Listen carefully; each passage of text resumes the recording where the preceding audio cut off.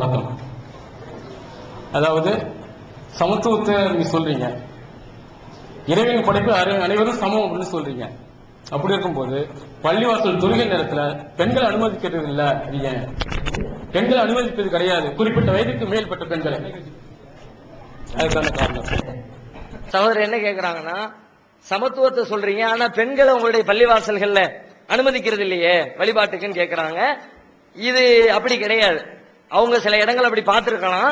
ஆனால் இந்த பெண்கள் பள்ளிவாசலுக்கு வழிபாட்டு தலத்திற்கு வருவதை பொறுத்தவரை அதை வர வேண்டும் என்று இஸ்லாம் சொல்கிறது. நபிகள் நாயகம் ஒரு தடவை தன்னுடைய தோழர்களை பார்த்து சொன்னாங்க, லா தம்னஉ இமா அல்லாஹி அனில் மசாஜித். இது நபிகளாருடைய போதனை. இது என்ன பொருள் அப்படின்னா, பெண்கள் பள்ளிக்கு வருவதை யாரும் தடை செய்து விடாதீர்கள். தடுக்கிற ரைட்ஸே கிடையாது. இப்படி சட்டம் போட்டிருக்கிறாங்க. வாருங்கள் என்று சொல்வதை விட ஒருவேளை வர நினைச்சு யாராவது தவறான புரிதல்ல போகக்கூடாது என்ற எந்த கணவனாவது அல்லது எந்த தந்தையாவது தன்னுடைய பிள்ளையை தடுத்து விடக் கூடாது என்ற எண்ணத்துல எதிர்மறையான கட்டளையை போடுறாங்க. நேர்மறையா சொல்றதை விட எதிர்மறையா சொல்றதா ரொம்ப அழுத்தமானது. அந்த மாதிரி இஸ்லாம் சொல்லுது, நீங்கள் பெண்கள் பள்ளிக்கு வருவதை தடுக்க கூடாது. தடுக்கவே கிடையாது. பல ஊர்கள் இன்னைக்கு தமிழ்நாட்டில் நிறைய பள்ளிவாசல் நீங்க ஒவ்வொரு நேர தொழுகைக்கும் பார்க்கலாம். பெண்கள் பள்ளிக்கு தொழுகிற பள்ளிவாசல்கள் நிறைய பள்ளிவாசல்கள் பார்க்கலாம். உங்க ஊர்ல வேணா இல்லாமல் இருக்கலாம்.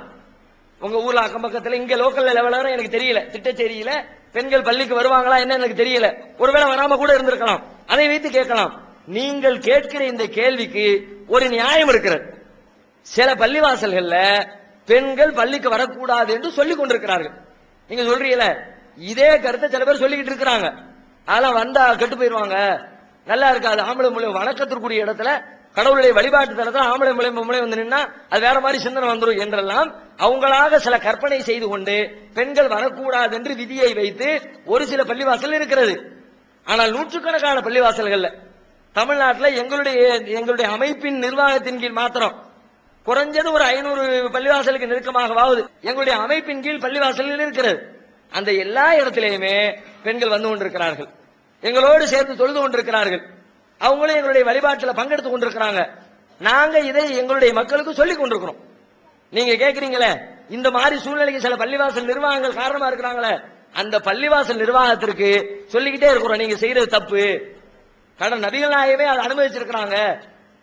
பல பெண்கள் நபிகளாருடைய போதனைகளை பள்ளிவாசலில் கேட்டுத்தான் பெரிய அறிவாளிகளாக இஸ்லாத்தை பற்றி அறிவுஞானம் நிறைந்தவர்களாக மாறி இருக்கிறார்கள் என்பதனை சொல்லி சொல்லி இன்றைக்கு அந்த சூழ்நிலை மாறிக்கொண்டு வருகிறது. ஆனால் நீங்க சொன்ன நான் 100% மறுக்க மாட்டேன், அப்படி இருக்குது. நீங்கள் சொல்லுகிற இந்த கேள்வியின் வழியாக மீண்டும் ஒரு தடவை எங்கள் சமூகத்திற்கு நான் அறிவுரை சொல்லிக் கொள்கிறேன். லோக்கல் இருக்கிறவங்க சேர்ந்து புரிஞ்சுக்கணும் தானே. உங்களுடைய நடவடிக்கைகளை எப்படி பார்க்கிறார்கள் என்று பாருங்கள். முஸ்லிம் தோழர்களுக்கு, நிர்வாகிகளுக்கு, பள்ளியை நிர்வகிக்கின்றவர்களுக்கு நான் கேட்டுக்கொள்கிற செய்தி என்னன்னா, உங்களை எந்த அளவிற்கு முஸ்லிம் அல்லாத சகோதரர்கள் கவனிக்கிறார்கள் என்று பாருங்கள். நீங்கள் செய்கிற காரியம் அது இஸ்லாத்திற்கே ஒரு கெட்ட பெயரை ஏற்படுத்தியது.